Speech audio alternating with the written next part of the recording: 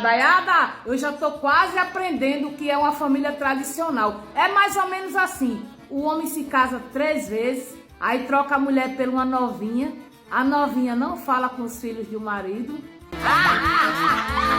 o marido viaja de férias sozinho, sem a esposa, e a esposa viaja de férias sozinha, sem o marido. É mais ou menos isso, né? Ei, gadaiada! E a ex-terceira dama tava falando lá no Carluxo, né? E disse que não falava com ele não, mas disse que não tinha nada contra ele e que já tinha perdoado. Perdoou, mas não quer conviver. Que perdão é esse? Eu não conhecia esse tipo de perdão, não. Eu sei que quem perdoa esquece, né? Passou, começar tudo de novo, do zero. Mas perdoou e não quer mais conviver.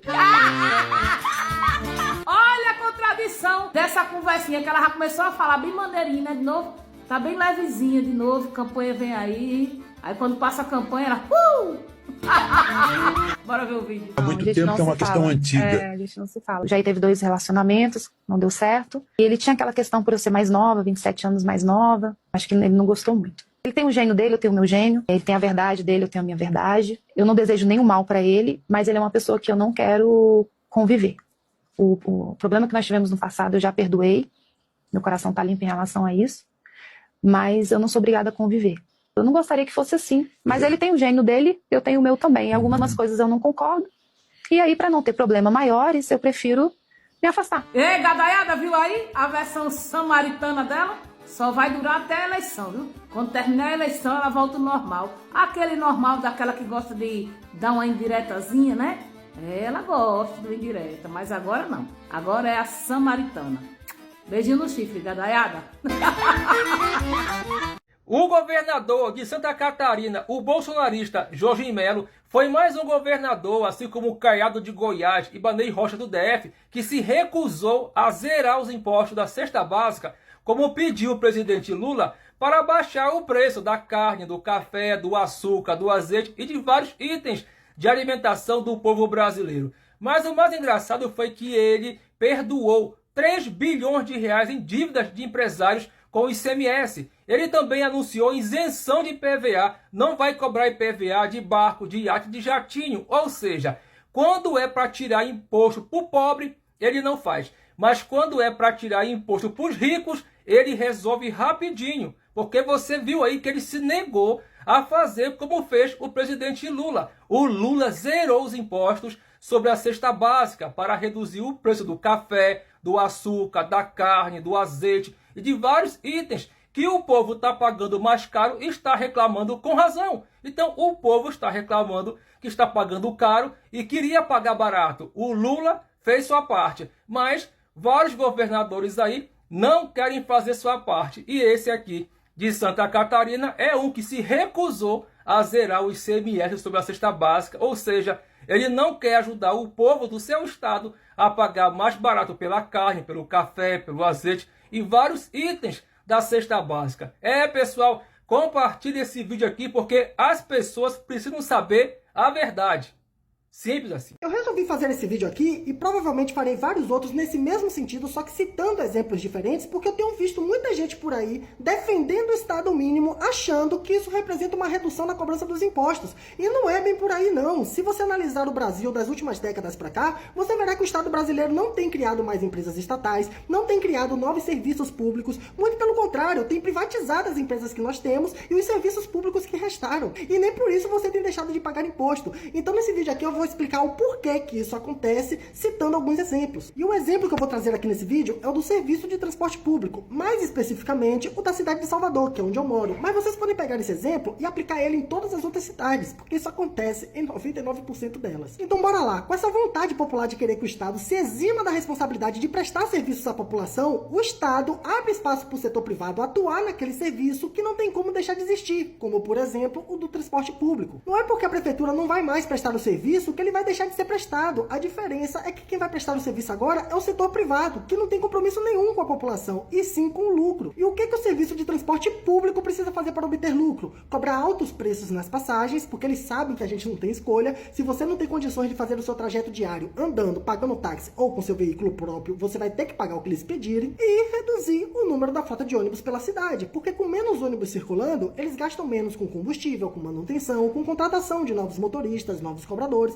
Enfim, existe uma série de gastos que eles vão cortar, reduzindo a frota. Mas aí qual que é a consequência disso? Você que depende de ônibus vai ficar 1 hora esperando seu buzu passar, porque só tem ele circulando na cidade, e quando ele passar, vai passar lotado. E com o tempo, você começa a ficar puto, porque você tá pagando caro que sua porra pra viajar no ônibus velho, que demora de passar, desconfortável, muitas vezes sem um ar-condicionado, sem um assento macio, cheio pra caralho, porque existe um capitalista mais interessado em obter lucro com aquele serviço do que ele atender bem. Mas a sua revolta não será com a lógica capitalista, e sim com o prefeito. E aí o prefeito, com medo da impopularidade que isso pode lhe causar, começa a jorrar dinheiro público no setor privado para pelo menos o preço da passagem não ficar ainda mais alto. Ou seja, o Estado mínimo fez a Prefeitura de Salvador parar de prestar o serviço de transporte público, mas não fez ninguém deixar de pagar imposto por conta disso, já que só no ano passado foram transferidos para o setor privado que está prestando serviço de transporte na cidade mais de 350 milhões de reais do dinheiro público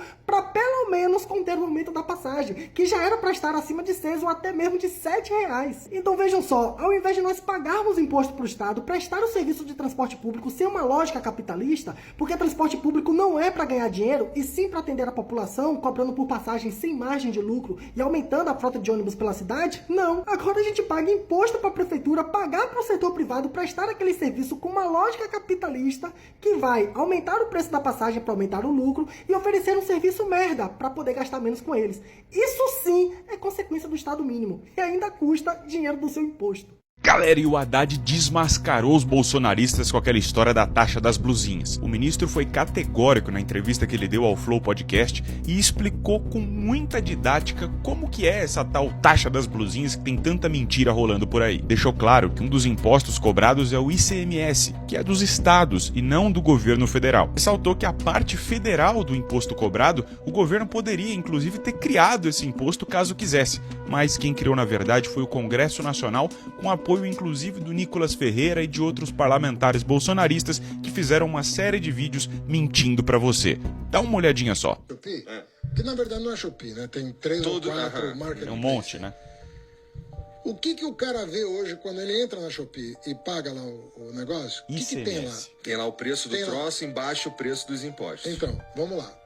A primeira coisa que o cara vê lá, ICMS.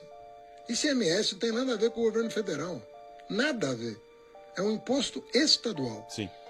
Tá. Então, você não vai chegar pro... Se o Tarcísio vier aqui um dia, você não vai chegar para ele. Por que você taxou a Shopee? Porque você nem sabe que ele tá taxando a Shopee.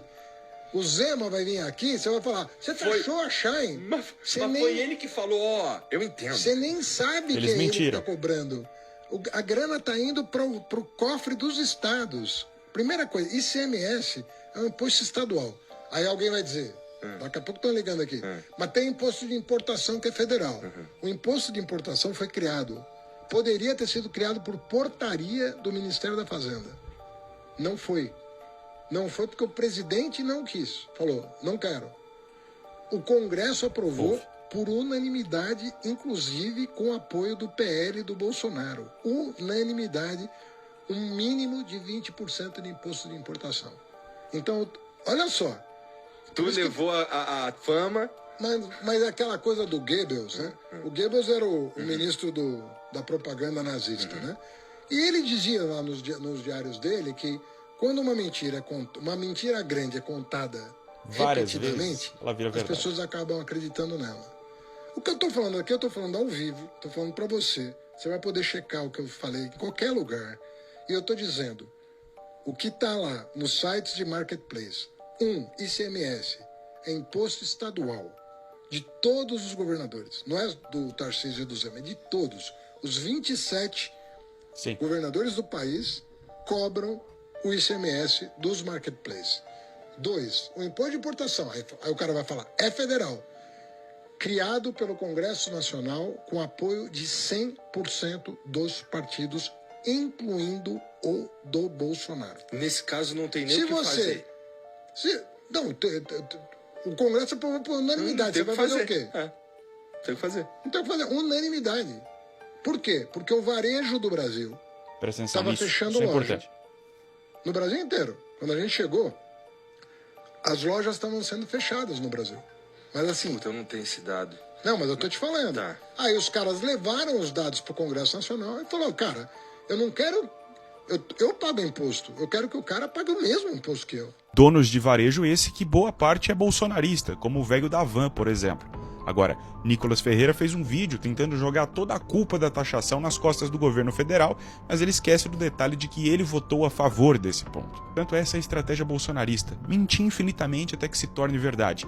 Infelizmente, isso vem contaminando a sociedade e é muito difícil fazer o trabalho reverso, até porque, como eles só mentem e vivem só de mentira, é uma coisa que eles sabem fazer com muita qualidade, mentir, enganar as pessoas. Compartilhar a verdade então e fazer esse trabalho desmentindo o que esses pilantras normalmente fazem todos os dias. Não esquece de compartilhar esse vídeo, deixa seu comentário aqui e me segue para acompanhar mais conteúdo que nem esse aqui. O preço da comida está pela hora da morte e, infelizmente, os fazendeiros do agro têm sim culpa no cartório. Fica aqui pra escutar, confia em mim. Meu nome é Luísa e eu tô aqui pra te contar o que eles não querem que você saiba. É café, é carne, é leite e no mercado tá dando vontade de chorar e todo mundo já sabe disso. E parte desse aumento no preço tem a ver com as mudanças climáticas. A gente tá sentindo que tá cada vez mais calor e isso faz com que tenha muito mais desastre, é seca, enchente que ninguém nunca viu antes. E isso, claro, diminui a produção de alimentos. E nisso, os grandes fazendeiros já têm uma grande culpa no cartório, porque a gente sabe que esses caras são os que mais estimulam queimada e desmatamento, que a gente também sabe que são duas coisas que ajudam muito diretamente no aquecimento global. Mas eles também fazem uma segunda coisa que eles não querem que você saiba. E antes de falar o que é, já se prepara para compartilhar esse vídeo para mostrar a verdade para as pessoas que você conhece. Bom, quando o dólar tá alto, que é o que tá acontecendo aqui no Brasil, os grandes fazendeiros preferem mandar alimento para fora do Brasil, porque assim eles vendem em dólar e ganham muito mais dinheiro. E como a única preocupação desses caras é ganhar dinheiro e não é com a população brasileira, apesar de muitos deles falarem que são patriotas, eles deixam menos alimento pra gente comer aqui no Brasil e mandam muito mais pros gringos. E aí acontece o quê? Sobra menos alimento pra gente aqui dentro e quanto menos alimento, mais alto o preço fica. Ou seja, tudo gira em torno da grana. E a grana dos que já são ricos, porque para sua grana eles estão pouco se ferrando. Então o que eu quero dizer aqui não é que toda a culpa do preço dos alimentos é do agronegócio, mas sim que eles estão muito longe de serem inocentes e de se preocupar com você como eles dizem que fazem. Agora sim chegou a hora de compartilhar e espalhar a verdade por aí. Comunismo, capitalismo. Quem mais matou na história? Comunismo da União Soviética, 20 milhões de mortes. Capitalismo da Primeira Guerra Mundial, 20 milhões de mortes. China com Mao Tse-tung, no comunismo, 45 milhões de mortes. Segunda Guerra Mundial, 85 milhões de mortes. Teve o genocídio de Camboja, no comunismo, 2 milhões de mortes. Teve a crise de Bengala, de 1943, com 3 milhões de mortes. Teve a Coreia do Norte, com 3 milhões de mortes dentro do comunismo. Teve também no século XVI a século XIX os escravos africanos, foram 15 milhões de mortes. Teve também a fome irlandesa, 1 milhão de pessoas mortas dentro do capitalismo, enquanto que a Irlanda estava exportando comida, capitalismo. Teve também um bombardeio dos Estados Unidos contra o Vietnã, Iraque e Afeganistão, capitalismo. Teve também a crise global de 1929, capitalismo. E hoje, no mundo capitalista, morre-se 9 milhões de pessoas de fome todos os anos. Quando alguém fala assim, ó, o comunismo mata, mas o capitalismo também mata. Fala, Bolsominion, tá caro pra fazer o mercado, né? Mas não adianta reclamar com o Lula não, reclama com o seu governador bolsonarista. Pois é, Tarcísio, Zema, Jorginho Melo, tá todo mundo contra abaixar o preço dos produtos alimentícios pra população. Isso mesmo, o presidente Lula tá zerando todos os impostos dos alimentos do trabalhador. E ele tá falando para os governadores zerarem também para ajudar. Só que esse pessoal não quer zerar imposto não. Eles só gostam de zerar imposto para os amiguinhos dele. O Zema, por exemplo, deu isenção bilionária para a Localiza, que bancou a campanha dele. O Jorginho Melo, a mesma coisa, acabou de dar mais uma isenção bilionária. E o Tarcísio, então, nem se fala, só beneficia os amigos, entendeu? Os governadores da direita não querem que você pague barato na comida, entendeu? Eles querem sim dar isenção para os amigos dele que já são bilionários. Agora você, pobre de direita, eles querem que você continue pagando muito caro para comer, entendeu? Ao contrário do presidente Lula, que está fazendo de tudo para baixar o preço da alimentação do trabalhador.